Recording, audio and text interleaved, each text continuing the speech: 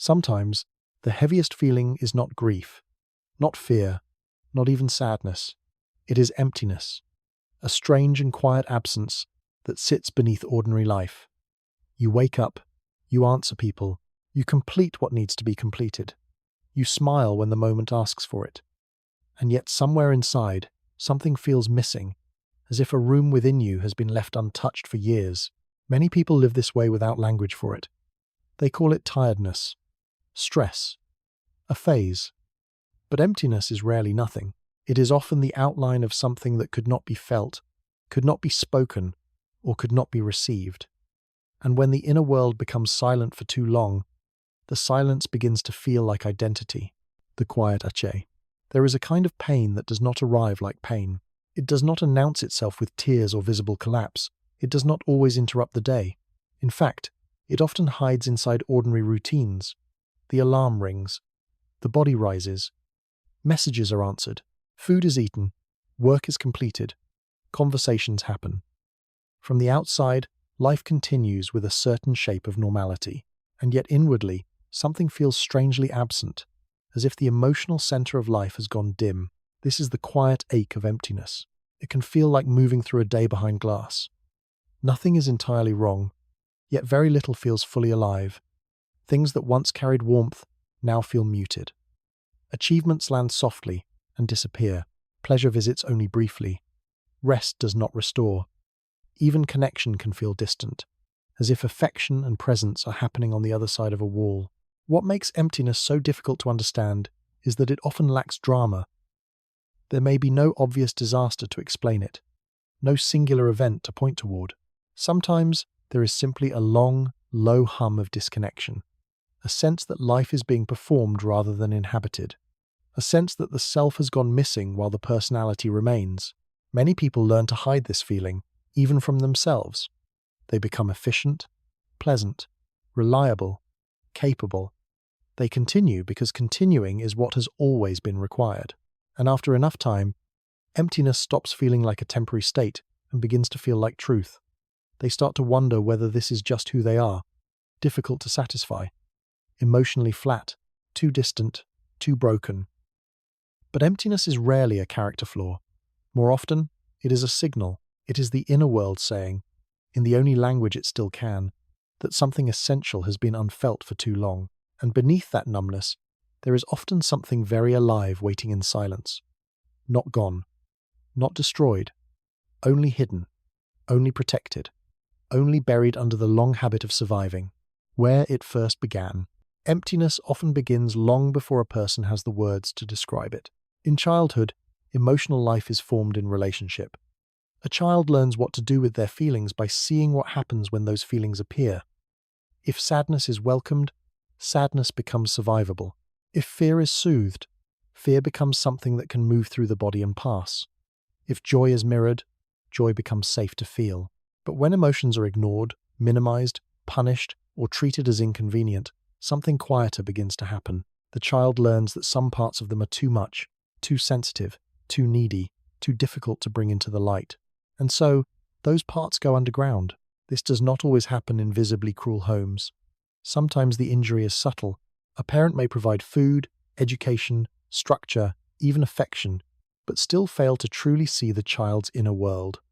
The child is cared for, but not known, praised for being easy, rewarded for staying calm, loved most when asking for little. Over time, they learn to trade authenticity for belonging. Conditional love leaves a strange imprint. It teaches a person to edit themselves before anyone else can reject what is real. They become observant, adaptable, good at reading the room, good at becoming what is needed. But adaptation has a cost. When a person spends enough years disconnecting from their own needs in order to preserve attachment, the result can look like emptiness in adulthood. Not because nothing is there, but because too much had to be hidden. There are other beginnings too. Chronic criticism, emotional neglect, bullying, family chaos, a household where no one names the truth, a life in which survival mattered more than selfhood. In these environments, the nervous system learns that feeling deeply is not safe. Numbness becomes protection. Detachment becomes intelligence. Emotional distance becomes a way to remain intact. And this is why emptiness can feel so old. because in many lives, it is old. It is not the absence of self. It is the self after years of being interrupted. The hollow feeling inside is often not proof that something was never there.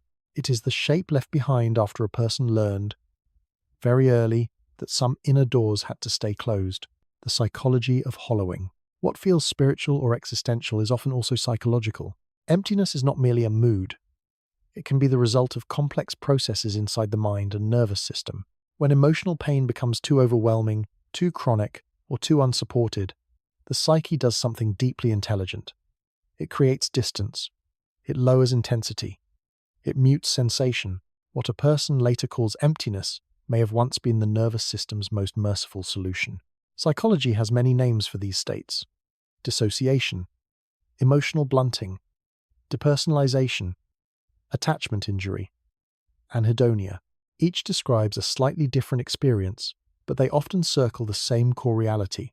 The self has reduced contact with feeling in order to endure what feeling once made unbearable. Attachment theory offers one piece of this story. Human beings regulate emotion through relationship. In early life, the presence of a calm, attuned caregiver teaches the brain that distress can be survived without becoming overwhelming. But when care is inconsistent, distant, intrusive, or frightening, emotional regulation becomes unstable. A person may grow up deeply longing for closeness, while also fearing what closeness awakens. This conflict can create an internal split, wanting to feel, but bracing against feeling at the same time. Neuroscience adds another layer. Chronic stress reshapes the body's alarm systems. When cortisol and vigilance remain elevated for too long, the mind may begin to conserve itself by shutting certain doors. The capacity for joy, curiosity, pleasure, and grief can all become dulled together. This is one reason emptiness often appears beside burnout, trauma, and depression. The nervous system does not selectively numb only pain. It often numbs life. There is also the psychology of disowned emotion. Feelings that are repeatedly suppressed do not disappear. They settle into the body in quieter forms. Fatigue, restlessness, irritability, a persistent sense of unreality. The person may think they feel nothing, while underneath, unprocessed grief or fear continues shaping perception from the shadows. So emptiness is rarely empty. It is crowded with what could not be integrated, crowded with unrecognized stress, crowded with defended sorrow, crowded with unmet needs that became too painful to keep naming. The hollow feeling is not evidence that the inner world is blank. It may be evidence that the inner world has become protected by silence, and silence, when repeated long enough, begins to feel like a home. The war against feeling. Once emptiness becomes familiar, many people begin to organize their lives around not noticing it. This is rarely conscious. It simply becomes rhythm. Stay busy enough, and there is no need to ask difficult questions. Stay useful enough, and self-worth remains temporarily intact. Stay distracted enough, and the hollow space inside never fully enters the room. A person may not realize they are fleeing themselves. It can look like ambition, productivity, discipline, independence, even charm, but underneath the polished exterior, there is often a quiet war against feeling. Some fight emptiness by overworking. If every hour is filled, then inner silence cannot speak. Some fight it through constant stimulation, scrolling, streaming, consuming, messaging, noise layered over noise. Some pursue romance not for intimacy, but for temporary relief from inner absence. Some become perfectionists, believing that if they can finally become flawless, the emptiness will dissolve. Others become caretakers, endlessly tending to the emotions of everyone around them while remaining estranged from their own. These strategies are not foolish, they are protective. They are attempts to build a bridge over an unnamed void, and yet the harder a person tries to outrun emptiness, the more haunting it can become. Every distraction provides a momentary anesthesia, but afterward the silence returns, sometimes heavier than before. The unfinished feeling remains. The body remembers. There is also resistance for a deeper reason. Emptiness may hurt, but it can also feel safer than what lies beneath it. Beneath numbness there may be grief, rage, shame, loneliness, need. The very emotions a person once learned were dangerous. So the psyche holds the gate closed. Better to feel vaguely hollow than to risk contact with all that was buried there. This is why healing can feel frightening even in imagination. To become more alive is also to become more exposed. To feel again means to feel everything, not just beauty, but sorrow, not just joy, but loss. And so many remain suspended between hunger and fear, wanting depth, avoiding depth, longing to return to themselves, but resisting the road that leads there. The emptiness persists not because a person is weak, but because some part of them still believes numbness is necessary for survival. In many lives, that part has been working very hard for a very long time. When the silence speaks, there often comes a moment when emptiness changes shape. For years, it may have remained manageable, hidden beneath routine and momentum. Then, something shifts. A relationship ends, a parent dies. A career goal is reached and feels strangely meaningless. Burnout strips away the ability to perform. Or perhaps nothing dramatic happens at all. Perhaps it is simply an ordinary evening, with ordinary light falling across an ordinary room, and suddenly the silence inside becomes impossible to ignore. These moments can feel destabilizing because they reveal something a person has spent years not fully seeing. The emptiness was never just emptiness. It was communication.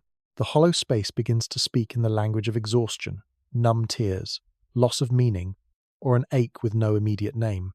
And for the first time, a person may sense that the pain is not coming from nowhere. It is coming from somewhere deeply human, somewhere long unattended. This realization can be both devastating and tender. Devastating, because it unsettles the stories people use to survive. The story that everything is fine. The story that achievement will eventually feel like enough. The story that distance means strength. The story that nothing happened, so nothing should hurt. When emptiness begins to reveal itself as grief, unmet longing, or emotional abandonment, the old explanations no longer hold. But it can also be tender, because what appears in that moment is not failure. It is contact. Perhaps the first real contact in years. Many people fear that if they listen too closely to this silence, they will collapse into it. Yet often the opposite is true. The silence does not appear to destroy them. It appears to tell the truth. It says, something inside has been surviving without witness. Something has been carried alone. Something has been asking, in 100 disguised ways, to be finally felt.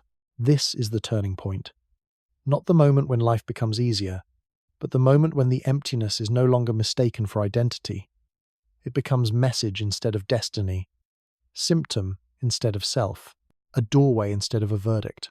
And though nothing outward may change right away, an inner shift has begun. The person who once said, "There is nothing in me," begins, however faintly, to sense another possibility. That perhaps the emptiness is not proof of absence. Perhaps it is proof that something important has been waiting in the dark for a very long time. Returning to the inner room, healing rarely arrives like revelation. It does not always come with certainty, language, or a dramatic transformation of personality. More often, it begins quietly, in the smallest shift of posture toward the self. In the moment, a person stops treating their emptiness like an enemy and starts approaching it as a place that holds history. This is not a quick repair, it is a return. Returning to the inner room can feel unfamiliar at first. The silence that once seemed empty begins to reveal texture. Beneath numbness, there may be grief that was never mourned, anger that was never permitted, loneliness that became so constant it stopped introducing itself. Even desire may reappear there, fragile and almost startling. The desire to feel close, to rest, to be known without performance. Healing is often less about becoming someone new and more about allowing what was exiled to come home. This process is rarely linear. Some days, the old emptiness returns with force.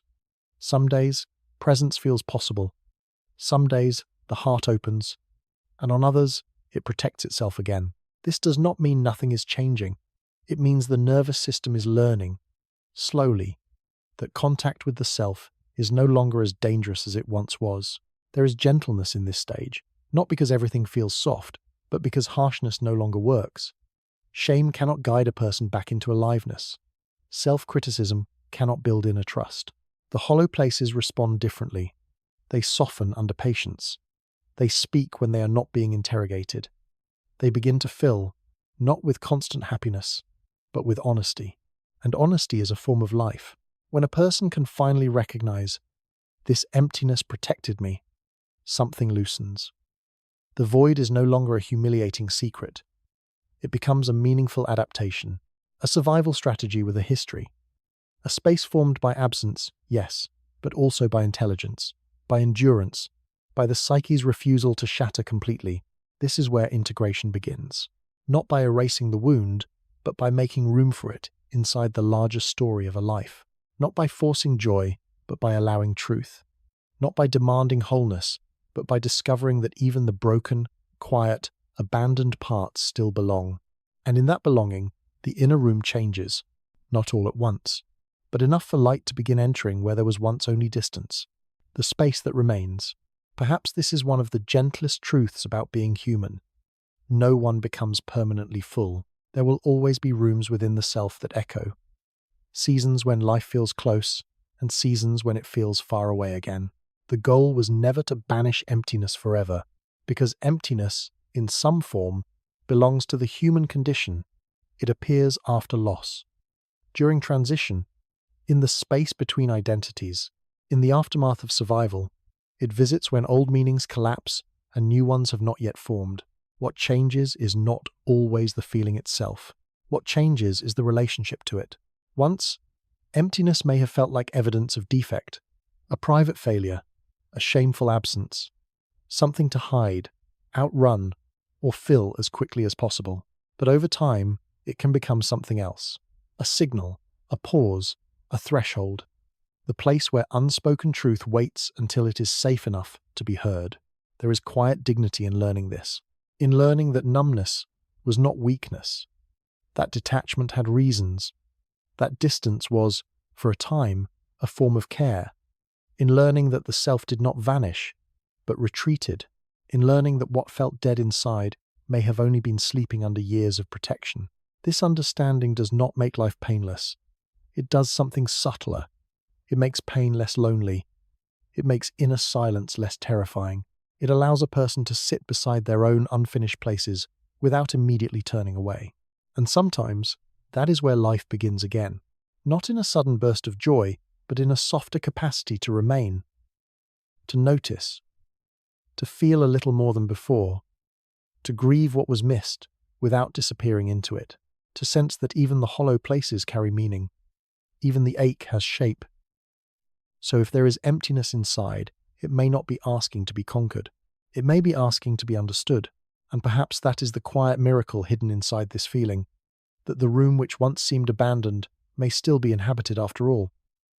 Not by certainty, not by constant peace, but by something deeply human and still alive, a waiting tenderness, a hidden self, a small, persistent pulse beneath the silence. And for now, that is enough.